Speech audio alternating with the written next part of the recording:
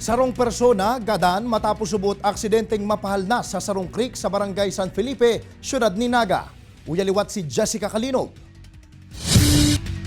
Gadan ang sarong miyembro kan LGBTQIA+ community sa Barangay San Felipe, Naga City, makalihis ining subuot aksidenteng mapahalnas asin malamos sa Sarong Creek sa lugar.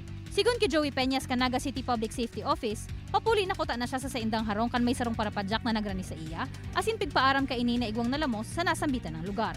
Kaya tulo siyang nagpasiring sa lugar asin inapudan ang mga otoridad nganing marespondehan ini. Pag ibot ko hindi nakahigda na lang, tapig awas na ka mga tao hindi. Basado sa pahayag kan mga nakahiling na residente, may problema subuot sa pag-iisip ang inbueltong individual asin pig-atake subuot ini, kaya nagparadalagan pasiring sa creek. Sabi, nagdalangan na, siguro tumba, di man ta maglangoy, siguro ka na alam mo siya.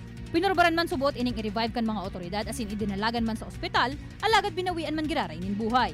Sa presente nagpapadagos pa ang investigasyon kan mga otoridad sa nasambitan ng insidente. Kaibanan si Gerald Gandia, Jessica Calinog, Balitang Bicolandia.